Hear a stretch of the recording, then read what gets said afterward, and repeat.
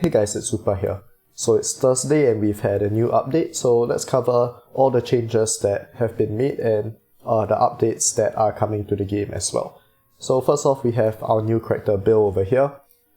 I've already shared my thoughts about him in a different video, probably the one which just came before this, so if you're curious you can take a look at it.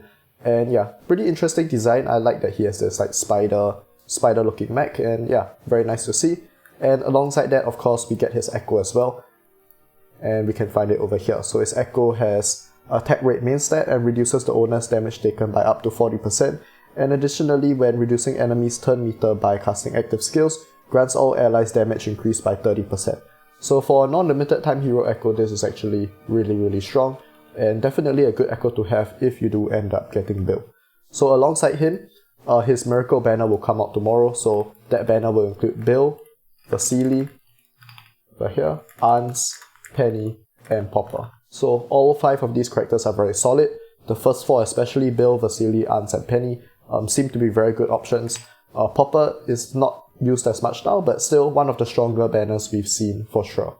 So alongside that, of course, we will see the corresponding echo summons as well, which will include Bill's echo, Vasily echo, Ans echo, and Penny echo. But Popper doesn't have his own echo, and instead we'll be seeing this echo instead, called Heartfelt Musicality. So this is Jingle Bell's echo. Jingle Bells are a limited time hero, as you can see. And if we take a look at the events, next Monday we are actually seeing Trio Match as well. So Trio Match usually aligns or happens in the same week as the limited time hero rerun. So I think it's safe to assume that next week we are going to get a Jingle Bell rerun. So besides that, we also now have Combat Pass, which is active now. You can take a look at the rewards here. Free-to-play players get this free accuracy set, which is not bad, and then if you buy this VIP track, you can get this fearless set and fast killing set. So the fast killing set is the main one you would most likely get this pass for. It has one predetermined stat over here, so crit rate, attack rate again, and speed. In fact, I think I showed one twice, so crit rate and okay, well, yeah, whatever. So free fast killing set with one predetermined stat, which is pretty good. And of course, if you get it, there are still a lot of additional rewards, as you can see here. Supreme summons, Mythic Stone summons, these energy hourglasses, and a bunch of additional resources. So one of the better deals in the game for sure. Additionally, speaking of upcoming events, you can see that on Saturday we'll be getting Group Benefit Pack. So this is one of the best deals in the game. Usually it costs about 50 USD, and if you're deciding between spending Group Benefit Pack and Combat Pass, I do recommend you get the Group Benefit Pack instead. But of course you can wait for this event to come out on Saturday and decide for yourself which one you think is better. And then on Monday we'll be getting a few more good events. So we have Spirit Beast Cultivation, and this event sometimes comes with a new Spirit Beast, and when that happens we actually cannot see it in the gallery. So we can't tell if there's a new Spirit Beast coming until Monday itself. We'll have to see, but I do hope that there actually is not a new Spirit Beast, because that's a pretty pay-to-win feature and it's not a good idea to release so many Spirit Beasts in such a short time frame. We only pretty recently had the Divine Griffin already, and I think it should be a while more before we get a Spirit Beast in the future.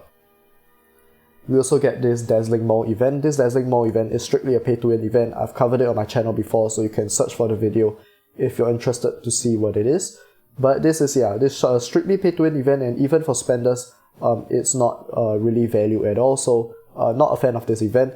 And lastly, next week we will get this Double Guild Boss drops, one of my favorite events in the game, because you don't have to do anything and you get a whole lot of gems, and if you're lucky you can get additional Epic Eyes and Supreme Runes as well. So yeah, a good slate of events that seem to be coming in the next few days. Besides that, there's a few more changes that has been made to the game. You can take a look at the event store here, where you can see now you can buy Eternal Stones and Mythic Stones.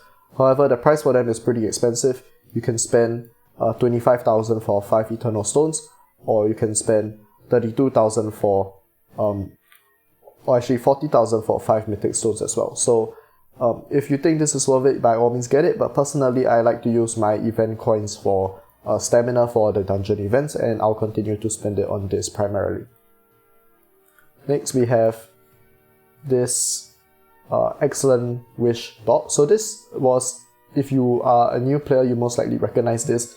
You get to choose a free hero at 1000 excellent summons, and they've changed the selection you can get from this box, and consequently they've returned this for all players as well, which is really nice. So this box actually has some decent options. We have Jenny, Nak, Moloch, Anhijin, Imikado, and Moxie. And out of these, Imikado is definitely the best option for in the long run. So this is good. I'm really happy about this because I actually have Imikado at exclusive 2, and I've been wanting to get him to exclusive 3, but at the same time I don't really feel that he's worth using eyes on. So being able to exclusive 3 him for free is definitely a nice addition for me. And then we do have some changes to Guild Arena. This shouldn't impact most players, but what they've done now is unregistered guild points will be deducted by 5% when registration phase ends, and the remaining points will not be lower than 800%. So additionally, guild points will be deducted by 10% when division is changed.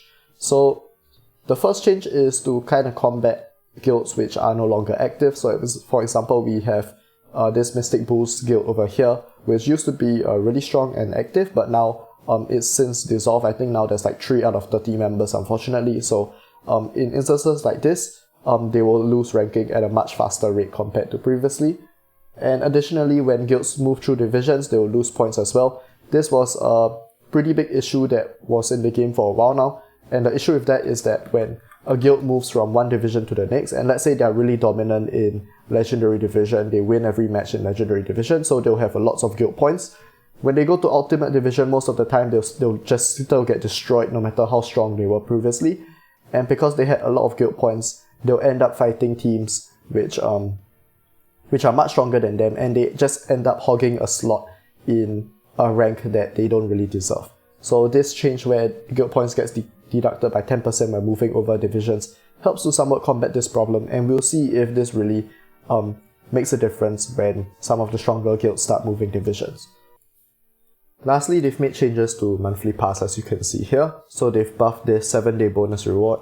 So this used to be just the advanced skill scroll, but you can see now we also get 1 free Eternal Stone and 1 Soul or Spirit Beast shard. And I mean, this free Eternal Stone once every week is really nice. And this shard, I mean, this is just amounts to 4 Spirit Beast shards a month. But I mean, of course, this is still a buff overall, so you can't really complain. And it's better than nothing, and this will slowly add up over time, especially if you have shards from other sources as well. So yeah, it's nice to see these little changes.